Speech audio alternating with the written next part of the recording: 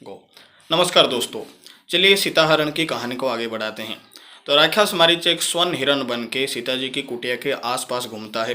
कभी वो नाच रहा था, कभी वो कूद रहा था, कभी वो उछल रहा था। और ये देख के वन की बाकी सारे हिरण उसके पास आ जाते हैं और वो लोग भी खेलने लग जाते हैं। लेकिन कुछ टाइम बाद बाकी सारे हिरण को मारीच की गंध से पता चल जाता है कि ये कोई हिरण नहीं है, ये एक हिरण की भेष में राक्षस है।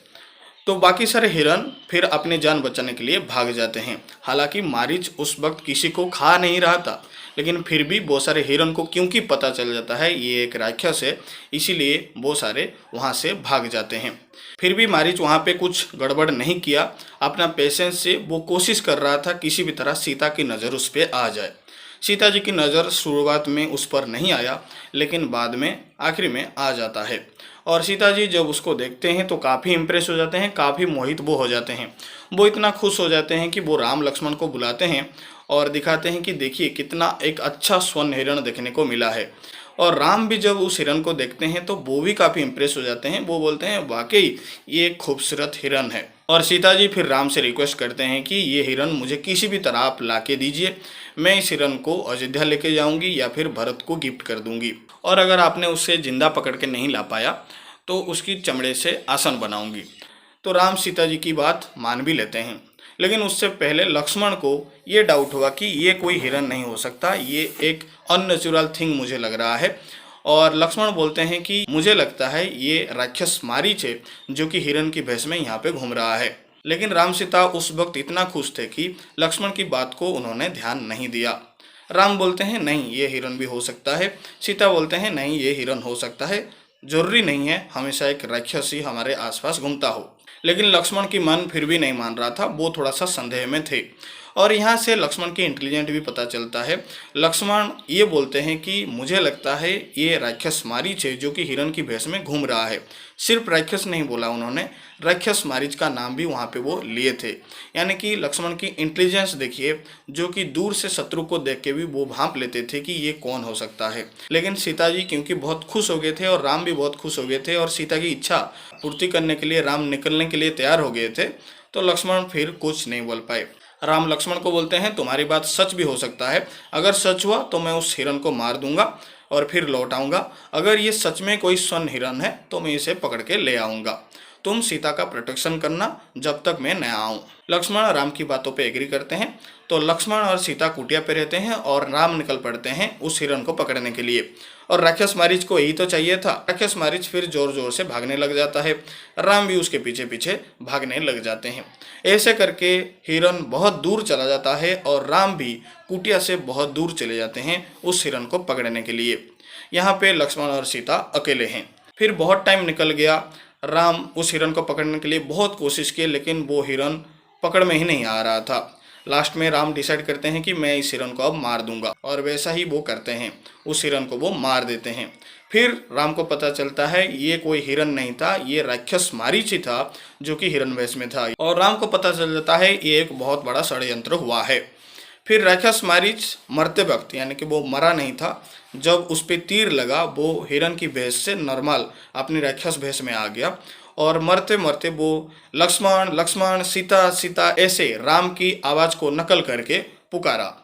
और ये आवाज़ सीता जी ने सुन लिया, लक्ष्मण भी सुना लेकिन सीता जी ने सुन लिया। यहाँ पे प्रॉब्लम हो गया। लक्ष्मण तो डाउट कर रहे थे कि ये राम की आवाज़ नहीं हो सकता, ये कोई राक्षस राम की आवाज़ निकाल के बोल रहा है, ऐसा लक्ष्मण डाउट कर चुके थे। लेकिन सीता जी जब राम की आवाज़ सुनते हैं, यानी कि मारीच की जो नकल आवाज़ सुनते हैं, वो अपने आप को कंट्रोल नहीं कर पाते हैं। वो सोचते हैं राम शायद कोई खतरे में पड़ चुके हैं। तो लक्ष्मण को वो बोलते हैं जाओ, तुम्हारे भाई शायद कोई खतरे में हैं, तो तुम्हें तुम्हारे भाई की हेल्प करना चाहिए, तो तुम्हें जाना होगा। लेकिन लक्ष्मण सीता को बोलते हैं नहीं ऐसा नहीं हो सकता, ये शायद कोई राक्षस है जो कि राम भैया की वॉइस को नकल करके बोल रहा है। राम कोई खतरे में हो ऐसा हो ही नहीं सकता, क्योंकि तीनों लोगों में ऐसा कोई नहीं है जो कि राम को हरा सकता है। लेकिन सीता फिर भी लक्ष्मण की बात नहीं माने। सीता बार बार फोर्स कर रहे थे कि किसी भी तरह लक्ष्मण राम के पास जाए, लेकिन लक्ष्मण नहीं मान रहे थे क्योंकि सीता की प्रोटेक्शन की जिम्मेदारी उन पर था। सीता बहुत कोशिश की है कि लक्ष्मण किसी भी तरह राम को बचाने जाए, लेकिन सीता ने देखा कि लक्ष्मण नहीं जा रहा है। फिर सीता जी बहुत ज़्यादा गुस्से में आ जाते हैं और लक्ष्मण को हार्श वर्ड बोलने लग जाते हैं। यहाँ पे दोस्तों एक लाइन सीता जी पार कर देते हैं। बोलते हैं ना, तुमने बोलते बोलते लाइन क्रॉस कर दी, तुम्हें इतना नहीं बोलना चाहिए था। उस तरीके की बात है, सीता जी ने हद पार कर दिया। और उन्होंने क्या बोला? उन्होंने बोला कि तुम कुल की कलंक हो, तुम एक डरपोक हो, तुम एक कायर हो, इसीलिए तुम्हारे भाई को बचाने के लिए नहीं जा रहे हो। मुझे लगता है तुम तो मुझे प्यार करते हो, तुम मुझे चाह रहे हो, इसीलिए तुम चाहते हो कि तुम्हारे भाई कुटिया पे वापस ना आए ताकि तुम मुझे पा सको। लेकिन याद रखो, ऐसा हो नहीं सकता, क्योंकि राम के बिना मैं क्षण भर भी जिंदा नहीं रहूंगी, मैं वहीं पर अपना प्राण त्याग कर दूंगी। ऐसा हार्शवर्ड सीता जी ने लक्ष्मण को बोला। लक्ष्मण ये सुन के सह नहीं पाते हैं, उनको बहुत ज़्यादा दुख होता है, वो कुछ भी उसके बाद बोल नहीं पाते हैं। वो सीता जी को बोलते हैं, मैं आपको कुछ भी उत्तर नहीं देने वाला। और इतिहास गवाह है, ऐसे सिचुएशन में नारी हमेशा उल्टा पाल्टा ही बोलने लग जाते हैं। आपकी ये बातें कोई हमारे लिए नया खतरा ना मोड़ ले। मैं जाऊंगा अपने भाई को ढूंढने के लिए। मैं आशा करता हूं जब मैं लौटूंगा आपको मैं कुटिया में पाऊंगा। मैं इस वन से रिक्वेस्ट करता हूं, प्रार्थना करता हूं कि जब तक मैं ना आऊं आपको ये प्रोटेक्शन दे।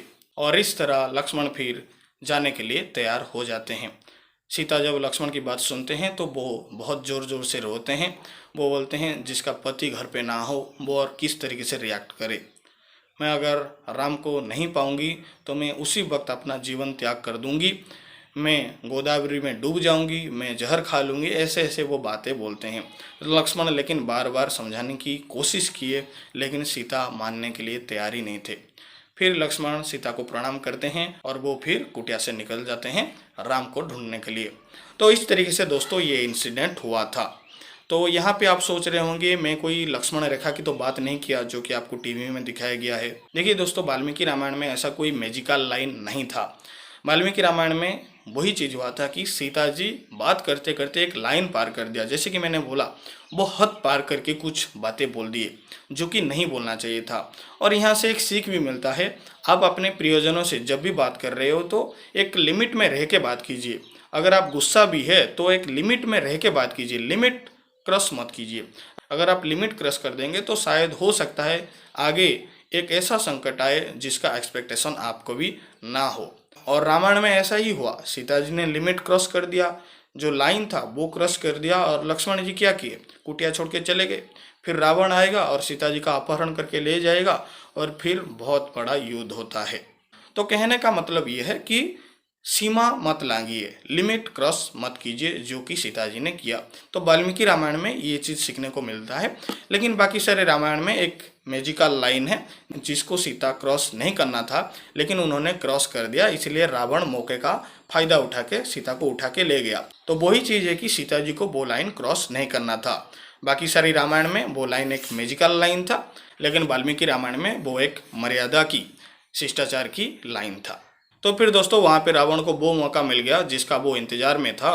तो फिर आगे सीता जी को वो उठा के ले जाता है और आगे रावण और जटायु के बीच एक बहुत बड़ा युद्ध भी होता है, जिसके बारे में मैं ऑलरेडी वीडियो बना चुका हूँ। अगर आपने वो वीडियो देखा नहीं है तो ज़रूर देखिएगा, ठीक है। उसके बाद जटायु का रावण वध कर देता है और फिर सीता को उठा के ले जाता है। फिर सीता देखते हैं कि अब कोई ऑप्शन नहीं बचा है।